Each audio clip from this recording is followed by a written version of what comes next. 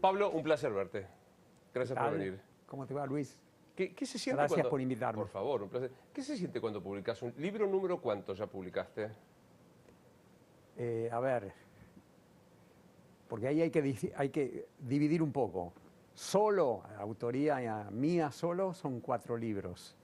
Autoría en colaboración con otros autores, ya no me acuerdo. Ya unos cuantos, ¿eh? Son unos cuantos más. Bueno, este es el Planiferio Invertido, que es una lectura interesante. Hay mucha lectura interesante de lo que fueron los primeros años de la recuperación de la democracia.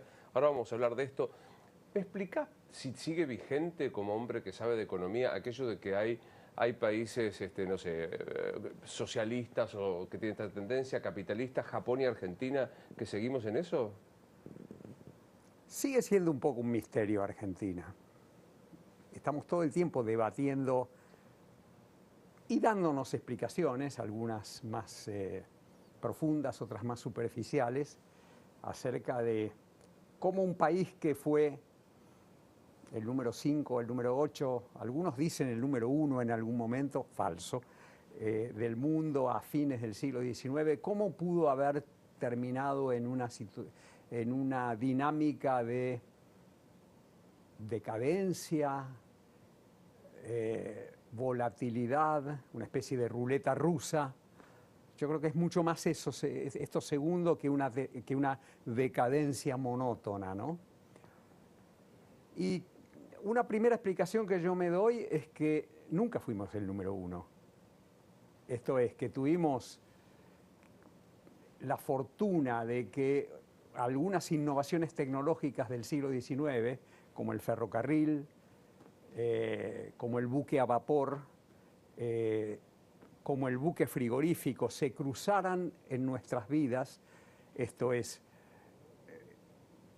se cruzaran con nuestra tierra fértil, digamos, y produjeran una especie de gran boom que duró entre 1880 y 1930.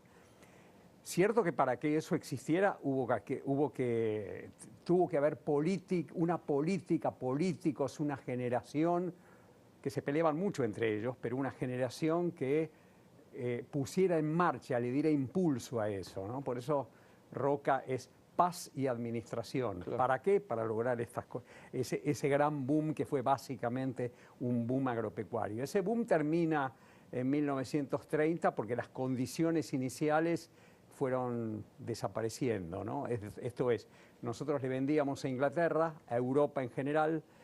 Inglaterra pasó a ser la potencia decadente, Estados Unidos pasó a ser la potencia hegemónica, y ahí la fortuna inicial se convirtió en infortunio porque, oh Dios, Estados Unidos producía lo mismo que nosotros. Claro.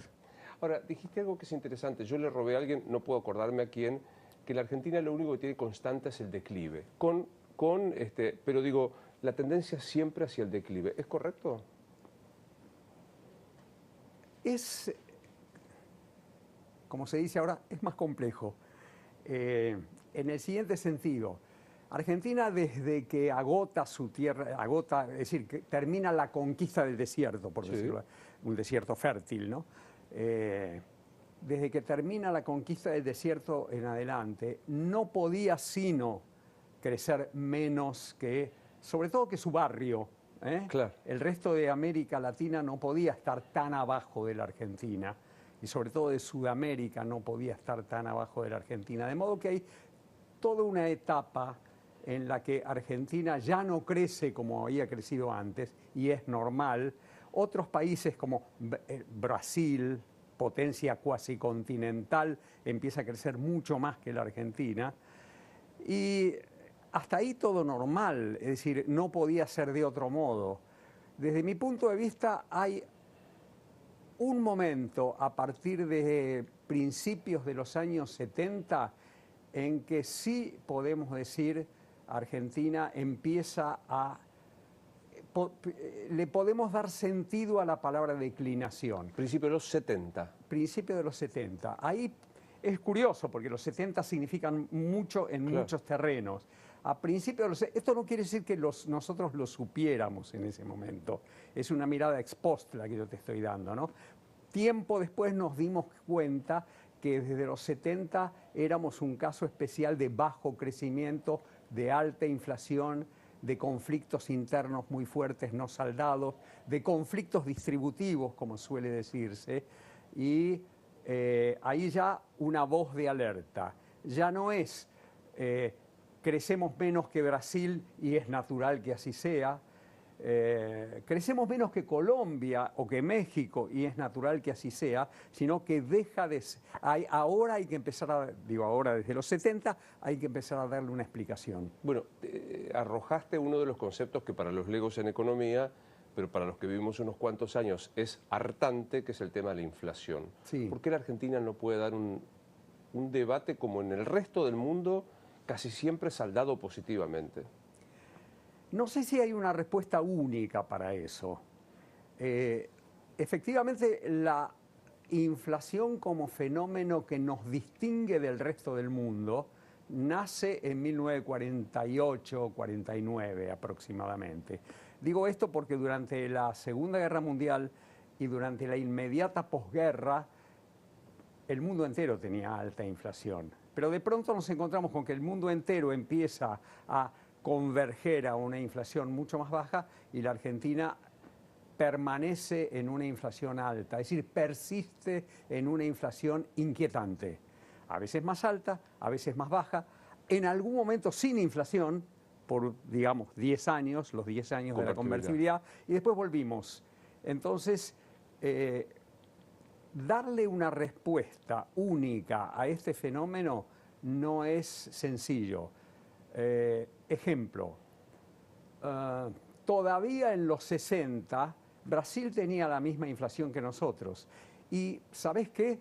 Tanto en Brasil como en la Argentina, como en Chile, como en Uruguay, como en México menos, perdón, se consideraba que esa inflación era lo que hoy va de retro, una inflación beneficiosa, una inflación que era necesaria para que las economías crecieran. Me acuerdo de Alfonsín mucho tiempo después que le dio un poquito de inflación. Bueno, esa frase de Alfonsín, un poquito de inflación no le hace mal y al contrario, puede ser beneficiosa. A veces la leemos anacrónicamente, claro. Pensamos, qué horror lo que dijo Alfonsín. El punto es que, lo decía mucha gente, todo el arco político argentino tenía más bien esa idea, pero cada tanto había un plan de estabilización, ¿no? Claro. El tema de la inflación como un fenómeno que nos distingue de nuevo del barrio que nos rodea, que me parece que es la comparación más interesante, claro. Digamos, ¿no? Es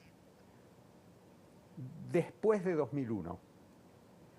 Porque a partir de fines de los 90 y principios de los 2000, todo el barrio logró estabilizar, encontró la fórmula para estabilizar y la Argentina no la encontró. Y ahí sí yo tengo una explicación, pero no es una explicación, digamos, de trazos gruesos, ¿no?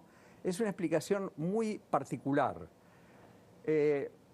La década del 90 tuvo muchos éxitos y muchos problemas. El éxito que tuvo es frenar la inflación. Sí. Es muy interesante que cuando termina la experiencia de la convertibilidad, con una inflación muy baja durante todo el periodo desde 1993, pero que estalla como una inflación muy alta, ahora te voy a decir qué quiere decir muy alta en 2002, todos los demás países estaban resolviéndolo y nosotros llegamos a 40% de inflación, 40%. Pero mira esto, 40% e inmediatamente cayó muy fuertemente. En 2003, cuando Néstor Kirchner llega a la presidencia, el número de la inflación en la Argentina era más bajo que el número del crecimiento del Producto Bruto Interno. Eso es extraordinario.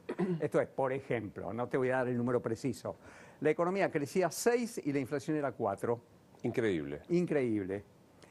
Y ahí hay un renacimiento de la inflación porque la política que se gesta desde 2005-2006 es una política inflacionaria, a diferencia de lo que ocurre en el resto del barrio. Claro, porque habíamos ingresado a convertibilidad, yo me acuerdo con el Brasil, me acuerdo de aquella ministra de Celia Cardoso y demás, y ellos empiezan a salir de esta dureza de la convertibilidad.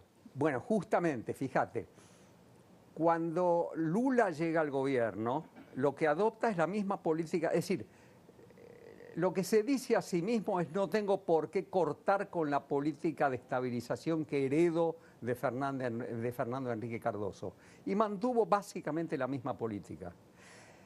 La política de Néstor Kirchner fue una política que poco a poco se fue apartando de esa estabilidad y entonces teníamos, como te decía, 6 y 4, creo que te dije los números. Sí.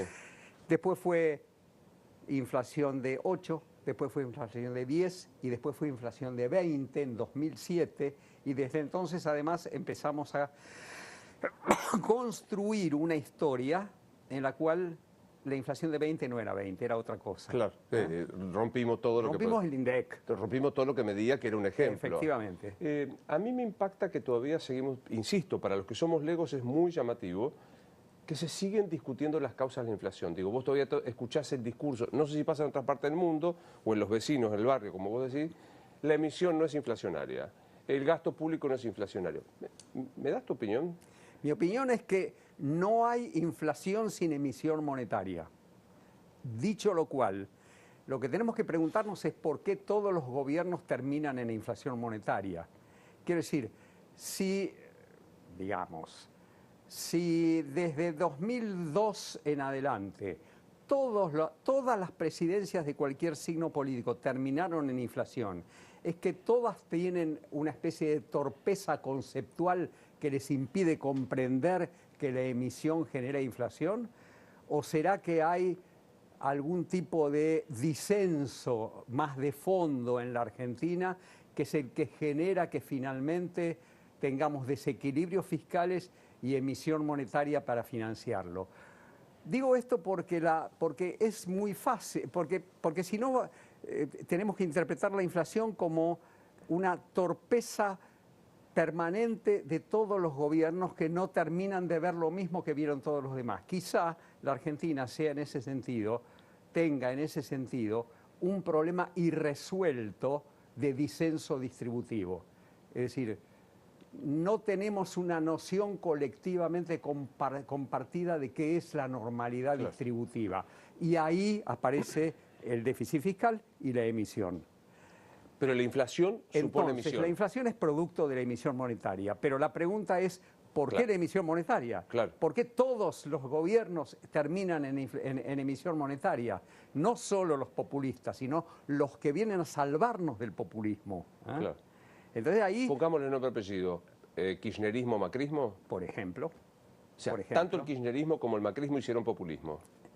Hicieron emisión inflacionaria. Si querés llamarlo populismo, vos sabés que tiendo a no usar la palabra populismo. Es una palabra un poco degradada para mí. Ha perdido valor, ha perdido sentido para mí esa palabra, ¿no? La usamos con demasiada facilidad. Y si la vamos a usar para la inflación, entonces yo iría incluso más atrás. Te preguntaría, ¿Martínez Dios era populista? ¿Videla era populista? Porque terminaron con inflaciones altísimas.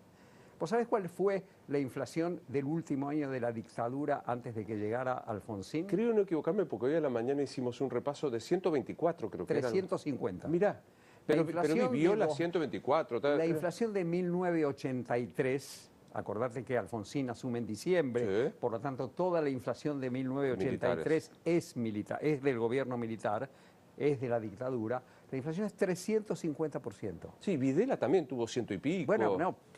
Todo el tiempo, sí, todo el tiempo. Nunca la dictadura, si no me acuerdo mal, un solo año pudo bajar la inflación de 100%. Nunca. Y acordate, fíjate para ilustrar la historia que yo estoy tratando de contarte. 1975, ya murió Perón, está Isabel, es un caos, Rodrigazo, Celestino. Respuesta al Rodrigazo, inflación de 160%. Llegan los militares, ¿qué van a hacer? Un gobierno ordenancista, claro, que va a suprimir además la acción de los sindicatos, y sin embargo la inflación va a persistir y persistir y persistir. Esto es, el gobierno militar no pudo curar el mal inflacionario. Ahora, viene la democracia, con la democracia se come, se educa y se cura, y también con inflación. Y desde entonces hay solo un periodo, que es el periodo de Menem, Cavallo, si querés. Yo no lo nombro mucho a De la Rúa en esto, porque De la Rúa es el final de una historia, pero un final ya agónico de esa historia, ¿no? Ese es el único periodo en que no tuvimos inflación. Pero en ese proceso de contener la inflación dejamos mucha gente a la intemperie, ¿no? Sí, claro. Argentina fue el récord de desempleo en los últimos años de la convertibilidad, el récord histórico del desempleo en la Argentina, salvo durante la Gran Depresión de los años 30. Es el récord de desempleo. Mucha gente a la intemperie. El comienzo, el nacimiento de los conurbanos plagados, atiborrados de villas miserias, con gente, con mucha gente que ni siquiera habla el mismo idioma que el centro de la ciudad de Buenos Aires, estando a 20, 30 kilómetros de la ciudad de Buenos Aires. Es un fenómeno que comienza con la desprotección de los 90. Es muy impactante eso que decís, el contraste que mencionás. A 20 o 30 kilómetros, sin metáfora, hay un idioma distinto, un lenguaje distinto. Sí. A mí me llama la atención porque yo a veces, por interés incluso intelectual y por interés en escribiendo alguna cosa, me interné en alguno de esos barrios. Mi esposa se internó en Villa Itatí y es otro mundo. Otro mundo. Es otro mundo respecto al nuestro, quiero decir. Claro. Es un mundo como el nuestro, quiero decir.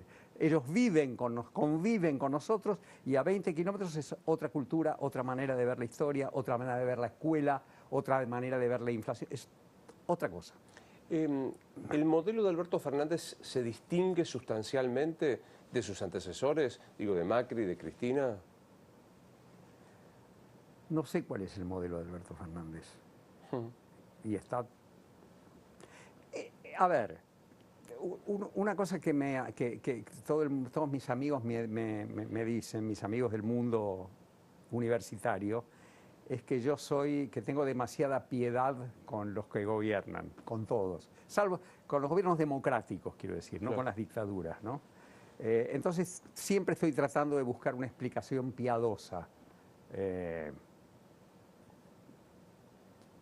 También tengo una explicación con algún gramo de piedad para la experiencia de Alberto, con algún grado, no algún gramo, con algún grado de piedad para con Alberto Fernández. Quiero decir, la pandemia fue catastrófica en el mundo entero. Casi todos los gobiernos pierden las elecciones después de la pandemia, ¿no? Pero aquí hay otro caso particular, que es el caso particular de la arquitectura tan especial del gobierno. ¿Quién es Alberto Fernández? ¿Es el que gobierna Alberto Fernández? En parte sí, en parte no. Entonces ahí me es muy difícil poner el foco sobre la presidencia de Alberto Fernández y sacar alguna conclusión sobre su gestión. Claro. ¿Es una verdad que la economía necesita primordialmente de una cohesión política y una decisión política? Digo, pienso en dos experiencias, perdón la autorreferencia, pero que yo viví más joven. Ese rato del Plan Primavera, nadie dudaba que gobernaba Alfonsín. Y así de mal no fue de todas maneras. Claro. ¿No? Bueno, digo, Plan Convertibilidad, nadie dudaba que mandaba Menem delegando en Domingo Cavallo. ¿Es inevitable como insumo de la economía la claridad política de quien gobierna? Definitivamente, porque para la economía quiere decir para la gestión de la política económica. Entonces quiero subrayar la palabra política. Estamos hablando de política económica y la política económica es una de las tantas maneras de hacer política, por lo tanto necesita de un liderazgo político. Digo, la idea que tiene mucha gente, muchos colegas míos que no han pasado por el gobierno, es que se puede imponer la verdad técnica con independencia de lo que digan los líderes políticos. No es así, no es así. Por eso es tan difícil, tan complejo. Y no es que los líderes políticos sean ignorantes, es que los líderes políticos tienen que jugar con muchas variables a la vez. Entonces, a veces sacrifican la economía, a veces no, depende de las circunstancias. Lo de Menem fue clarísimo, ¿no? Menem se dio cuenta nítidamente que su prioridad tenía que ser la estabilización y la reforma de mercado. ¿Por qué? Porque estaba mirando el mundo. ¿Y qué era el mundo? Era eso.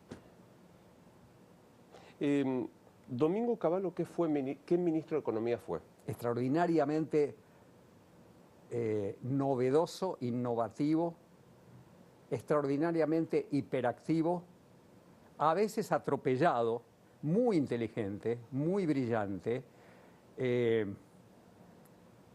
escuchaba poco. Y cuando digo escuchaba poco, quiero decir escuchaba poco a su propio equipo. Es decir, se impone.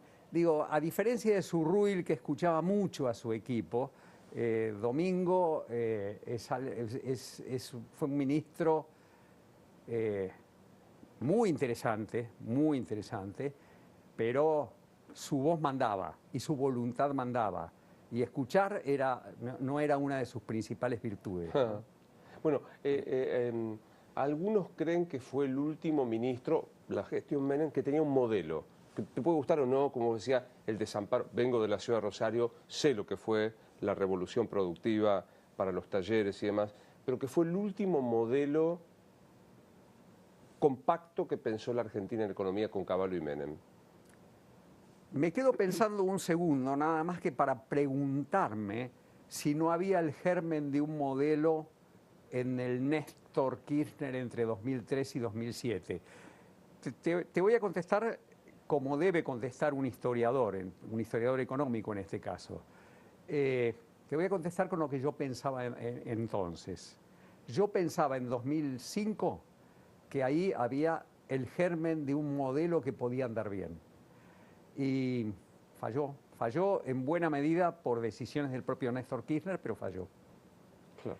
Esto es, con lo que te quiero decir, Cavallo tuvo un modelo y Néstor Kirchner ninguno, porque era su propio ministro de Economía. Claro. Néstor Kirchner estuvo a punto de tener un modelo. Vos sabés que yo suelo juzgar a los gobiernos, digo que un gobierno es bueno o malo en relación al potencial que tiene, en relación a las circunstancias favorables o desfavorables que lo rodeaban. Por eso digo, Alfonsín tuvo resultados económicos muy malos, su responsabilidad es muy importante en esos resultados malos, pero yo me irrito mucho más internamente, digo, como estudiando, digo, me irrito más con Néstor porque lo tuvo todo. Y cuando un gobierno lo tiene todo y lo desperdicia, a mí me pone mal. Claro, la oportunidad perdida, ¿no? Efectivamente, vos acabas de decir una cosa muy interesante y quiero tomártela. No todos los gobiernos tienen una oportunidad. El gobierno de Alfonsín tuvo una oportunidad con el Plan Austral y hay buenas razones, podemos hablar si vos querés, acerca de por qué falló, ¿no? Néstor tuvo una oportunidad extraordinaria. Desglosemos los dos porque me interesan los dos. Dale. ¿Por qué falla el plan Austral, plan Primavera? ¿Por qué falla, diría, la política económica de Alfonsín en general, ¿no? A ver si lo puedo resumir en 3 o 4 puntos. Primero, la herencia de la dictadura fue una crisis de la deuda. Con los precios para que nos tengamos una idea, con los precios de la soja en 140, 150 dólares, ahora es 500, ¿no?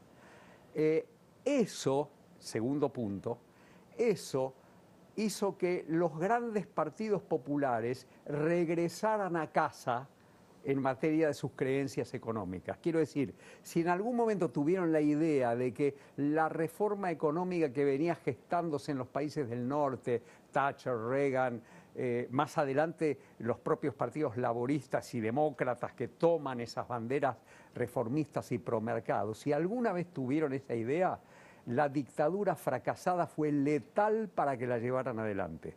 Ese es el segundo punto. Y el tercer punto es la campaña de Menem.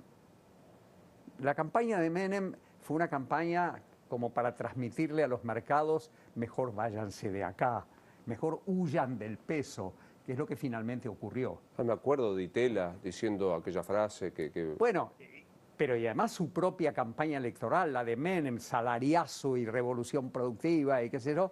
Entonces, efectivamente, hubo allí lo que técnicamente llaman los economistas una huida del dinero, que es huir despavorido del peso, ¿no? Claro. Entonces, fíjate vos qué te dije. Dije, herencia de la dictadura que te aleja de un espíritu reformista. Segundo, como te alejaste de ese espíritu reformista, no defendés tu momento de estabilidad, que fue el Plan Austral. Acá entre nosotros, no se lo digamos a todos los radicales, el Plan Austral duró 9 meses, no más que 9 meses. Todo lo demás, y yo participé después en todo eso, todo lo demás es una larga travesía fatigosa por el desierto. Eso es Alfonsín, ¿no? Su responsabilidad no es menor. Digo, en ningún momento defendió la estabilidad porque entendió que esa estabilidad que le daba el Plan Austral era el punto de partida mágico para realizar sus viejas creencias. Claro, entendí. Tomá la oportunidad, Néstor. ¿Por qué tuvo todo? Definime qué era tener todo y por qué lo desperdicia, lo pierde. Tuvo todo en un sentido. Las crisis arrasadoras, como la de 2001-2002, dejan desde el punto de vista macroeconómico una economía, es horrible lo que te voy a decir, limpia. Dejan superávit fiscal, superávit externo, las cosas están preparadas para volver a crecer. El tipo de cambio real es altísimo, un montón de cosas que a veces a los economistas les gustan sin tener en cuenta de dónde viene eso, sin tener en cuenta que vienen del estallido de 2001-2002, ¿no?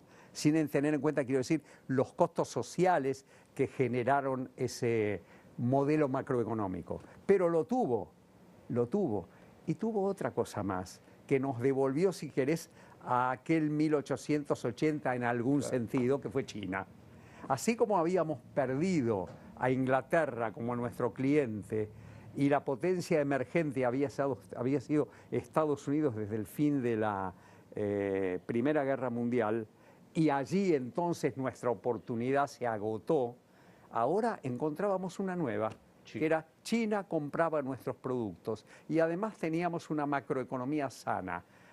Esa combinación, el hecho de que esa combinación haya sido desaprovechada, a mí Te irrita.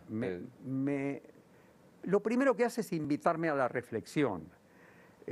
Y yo creo que, de nuevo, voy a usar la piedad de nuevo, ¿no? La usé para Alberto hace un rato, la voy a usar para Néstor ahora. Y también la puedo usar para Macri, quiero decir, ¿no? Acá no hay un sesgo político en lo que yo estoy, en mis piedades, digamos, ¿no? Creo que Néstor vio tanta gente a la intemperie, lo vio. Y vio el nivel de salario real que había en 2003, 2004. Entonces, él mismo empujó una política expansiva fiscalmente y de aumentar los salarios sin que siquiera hubiera convenciones, hubiera dirigentes sindicales que se lo estuvieran pidiendo en ese momento y generando en ese contexto una emisión monetaria que lo llevó a esa inflación del 20% que después va a negar interviniendo el INDEC, Claro. ¿no? Pero ¿en dónde está la piedad? En que es probable que él haya percibido que esos costos sociales había que enfrentarlos. Cuando los enfrentó y vio que tenía un éxito muy grande, no solo nos enfrentó, sino que fue más allá. ¿Hay económicamente hablando, un kirchnerismo o sos de los que creen que hay un Néstor 2003, una Cristina 2007 y una Cristina 2011? Hay un Kirchner 2003, hay una Cristina 2007, la que decía que el modelo era Alemania, ¿no? Y hay una Cristina 2011 que yo creo que hay algunos elementos personales que hay que jugar ahí. 2011 es un año después, sí, un año después de la muerte de Néstor, ¿no? Es una Cristina sola, una Cristina que tiene que construir su propio liderazgo político, y vaya que lo construyó. Y lo construyó corriéndose a un lugar más nacional, popular y más distribucionista que, estoy especulando, el mismo Néstor hubiera querido. Y si lo miras hoy, la verdad que no le ha ido del todo mal. Quiero decir, es la lideresa de los pobres, es la lideresa de los conurbanos, ¿no? Tiene un capital político, podemos decir, no sé cuánto bien le hace a la nación esto, pero eso es otra historia. Pero es otra historia. Lo tiene.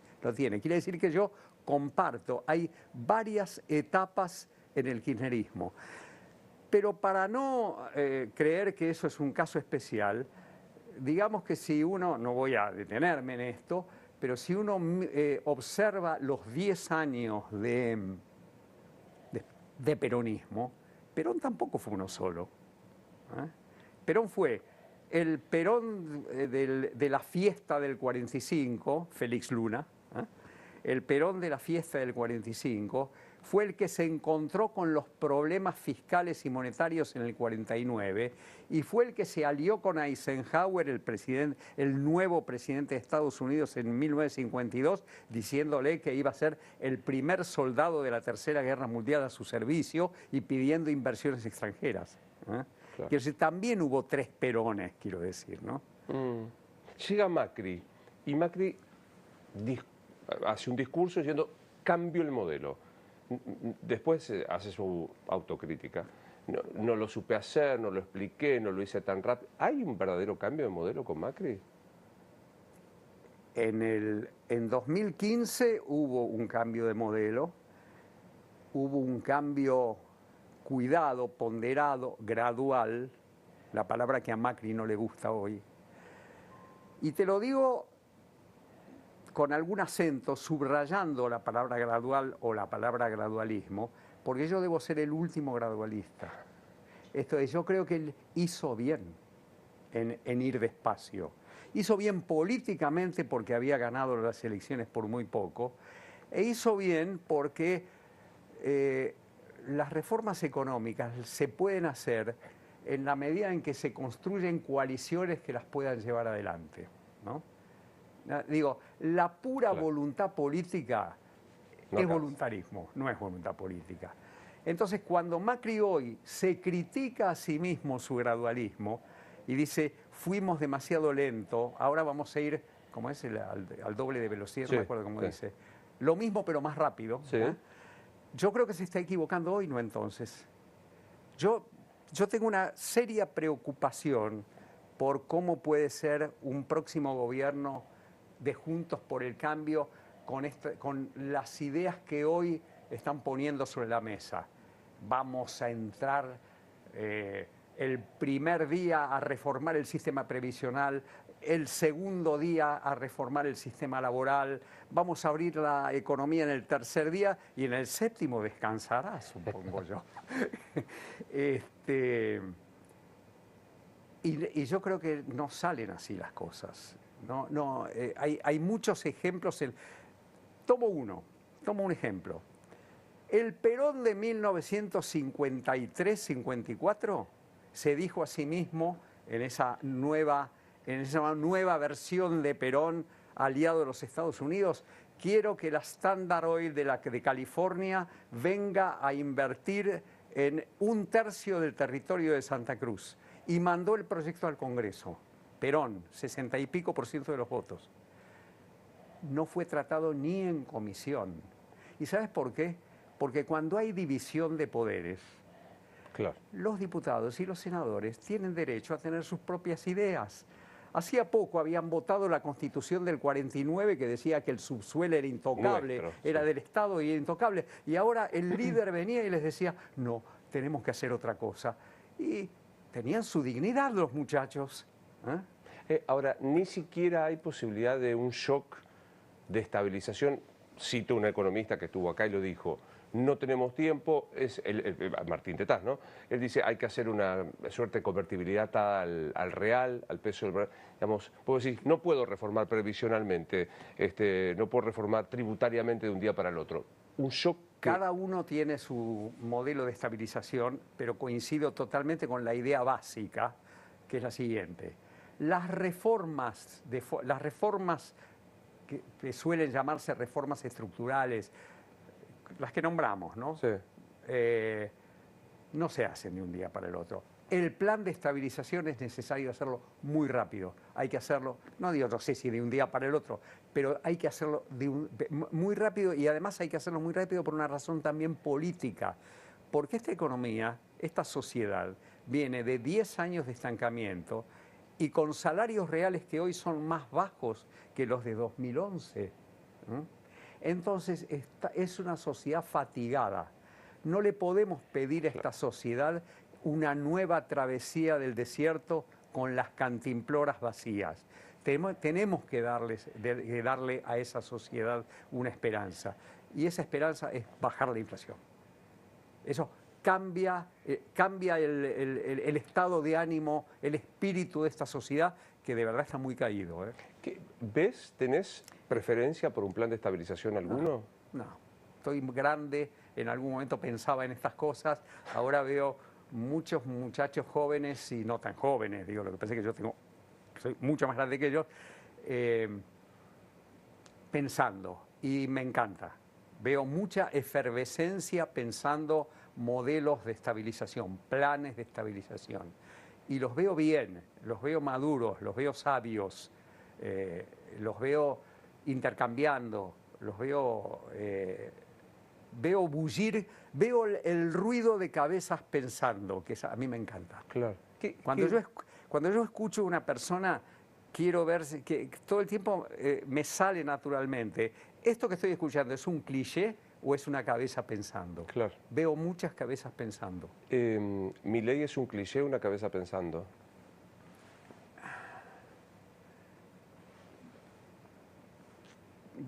Te voy a decir lo que pienso de Milei.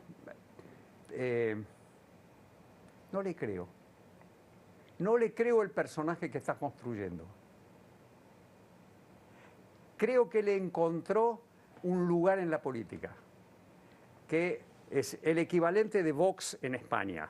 Así como Macri está encontrando el modelo Partido Popular Español, Milei encontró Vox español. Más a la Vox derecha. español, y coquetean. Uno se mira al otro y dice, sí, pensamos parecido, pero no tanto, nos uniremos, pero quizá no. La cuestión habitual, digamos, ¿no? La cuestión española, ¿no? Claro. Yo lo veo a Macri muy José María Aznar, ¿no?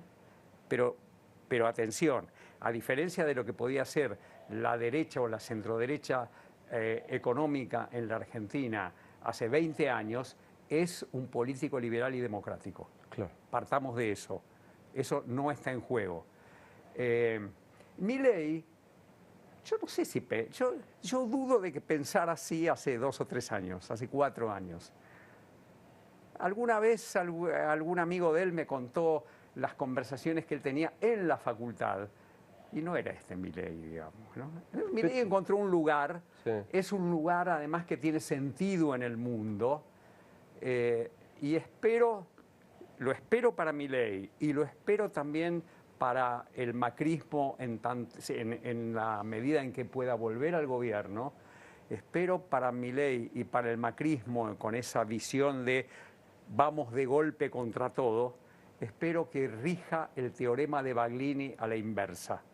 Esto es que a medida que se acerquen al gobierno digan, no, pero cuidado, no podemos ir tan rápido con las reformas, podemos ir rápido con la estabilización porque hay que devolver una esperanza, pero con las reformas cuidado, porque las reformas se hacen como se pueden, es una diagonal política, claro, la reforma. Con una serie de condimentos que no son la técnica. Sí, además, yo te di el ejemplo de Perón, ¿no? De Perón, claro, y la California.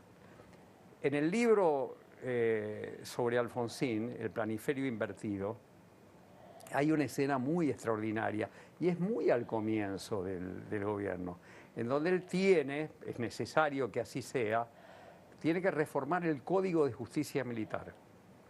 La reforma que sale del Congreso, y él acababa de asumir, tenía todo el poder, el peronismo además estaba descalabrado, no podía oponerse fuertemente. La reforma al Código de Justicia Militar que sale del Congreso no es la que él quería.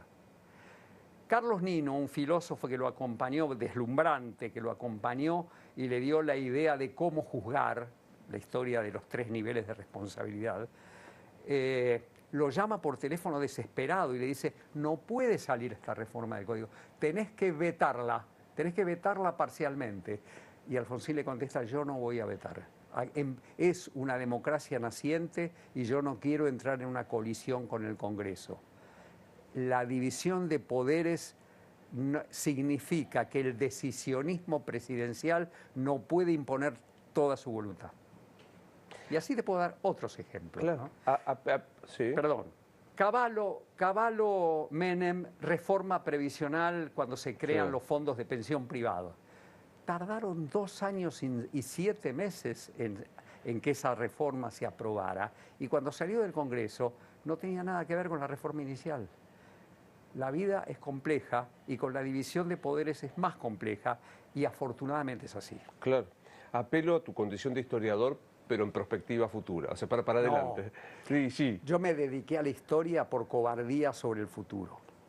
Qué hermosa frase, qué hermosa frase. Lo siento, te voy a someter entonces a un ingrato momento. Pero digo, esto se vislumbra, apelemos a la historia, esto parece un hecho de que se parece a algo lo que viene, la coyuntura en estas circunstancias, 40% de pobreza, 100 de inflación, ¿se parece a algo? Porque viste la pregunta que te deben hacer a vos, ¿nos pegamos la piña? Yo digo, ya nos pegamos la piña, o sea, avisemos. 100% de inflación o más, o lo que fuere, es algo que, como hemos charlado, ya vivimos. La fragmentación de la sociedad que estamos observando no la vivimos. Esto es un fenómeno progresivo. Como yo te dije, creo que nace en los 90 y se profundiza con los sucesivos fracasos económicos y sociales, ¿no? Entonces estamos frente a un bicho nuevo.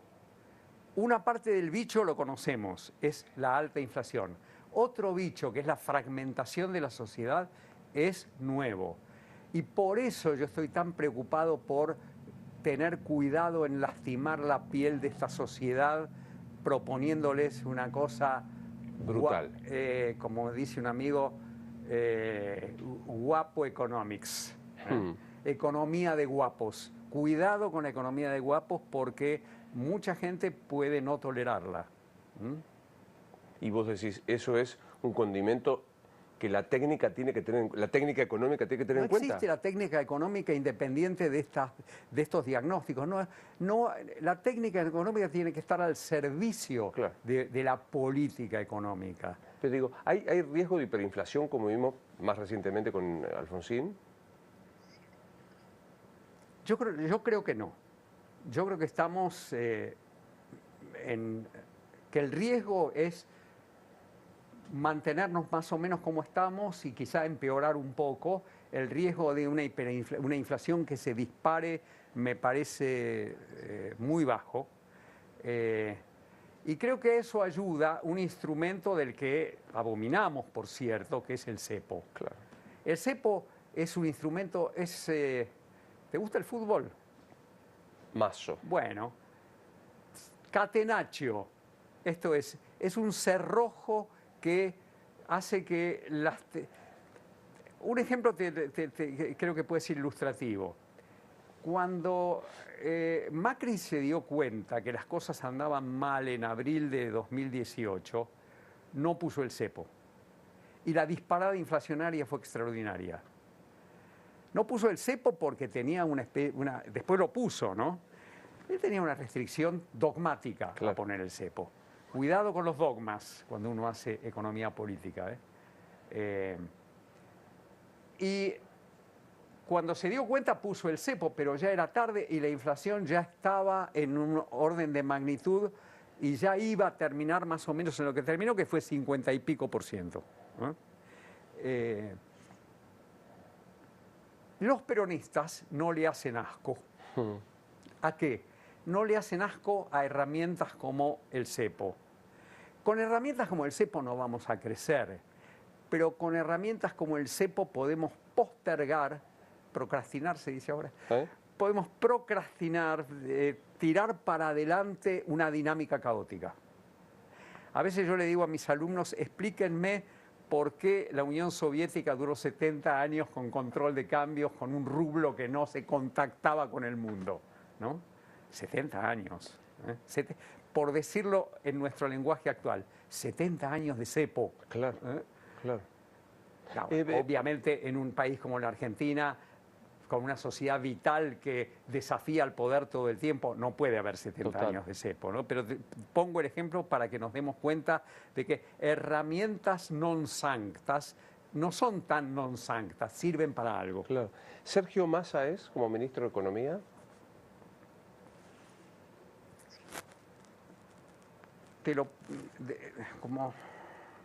A mí me cuesta opinar. Una vez me preguntaron cuando llevaba 6 años de gobierno Alberto Fernández, ¿qué opinaba de Alberto Fernández? 6 meses.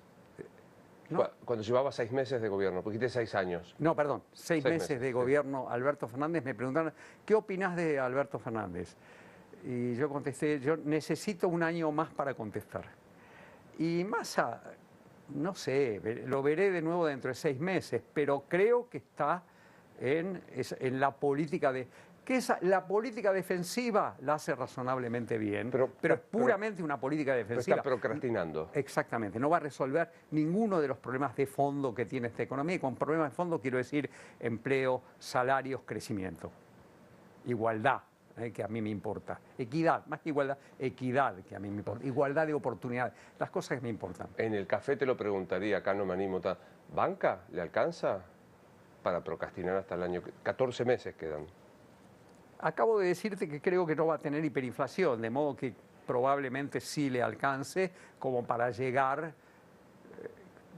La palabra dignamente no se sabe qué quiere decir, como para llegar, digamos así, ¿no? Ahí hay un punto interesante. Hablamos de Alfonsín hace un rato, ¿no? A propósito del libro. Alfonsín tuvo a Menem con ese discurso electoral. Hay algo paradójico. El actual gobierno va a tener un discurso, el discurso favorito de los mercados.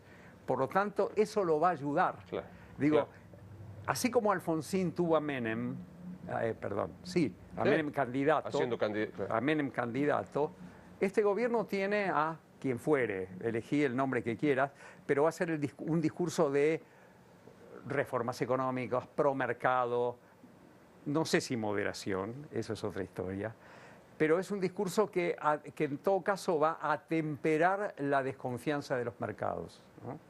Vuelvo para despedirte a tu libro, ¿no? que voy a leer con muchísima avidez a partir de ahora, y lo ves ahí, Alfonsín, y como historiador en la economía, ¿cuánta piedad pones para analizarlo? Cuando lo leas, te vas a dar cuenta que la pregunta debería ser la inversa. ¿Cómo hago para superar el cariño que le tengo? Te explico.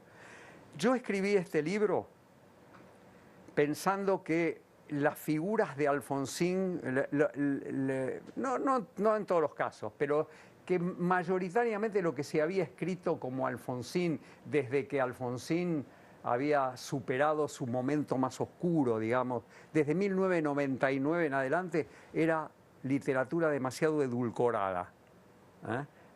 Era un Alfonsín idealizado. Entonces yo, que lo quiero Alfonsín, me propuse a mí mismo escribir una biografía tratando de tomar distancia de mi afectividad. A ese hombre yo lo quiero mucho. Me mira a los ojos, te mira a vos también, te das cuenta, ¿no? Míralo, sí, claro, sí, te mira a los ojos. Y te mira, y es muy difícil no querer a un hombre, a una persona que te mira así, ¿no? Sin duda. Y entonces lo que a mí me costó es separarme afectivamente de él. No hacer un esfuerzo por acercarme afectivamente. Así como yo efectivamente te decía hace un rato, mi sesgo habitual es la piedad para los gobernantes. En este caso di vuelta a la cosa y dije, voy a tratar de poner poca piedad. Voy a tratar de explicar la hiperinflación o lo que fuera, o el fracaso que tuvo en la reforma del mundo laboral, por ejemplo. Pero fracaso estrepitoso tuvo. Mucho, y me acuerdo que... Pero tuvo 5 ministros de trabajo en 5 años y medio y no se murió ninguno. Quiero decir, está revelando una gran desorientación de Alfonsín en ese tema. Entonces, es la historia de un hombre importantísimo como arquitecto institucional, importantísimo como, para decir ahora sí un cliché, como padre de la democracia, y con muchos errores y muchos problemas, y yo no quería dejar afuera ni lo uno ni lo otro. Me gustó mucho charlar con vos, que se repita pronto. En este programa, que te dé breves segundos es una enormidad, pero a todo el mundo político, artista, se le pregunta lo mismo porque es la pregunta que más me intriga. ¿Nos morimos y qué pasa? Nada. Nos vamos. Y esto fue todo. Alguien nos querrá y no nos enteraremos. Un placer verte. Un placer. ¿Sabías que el precio del oro nunca había estado tan alto? Es el momento de hacer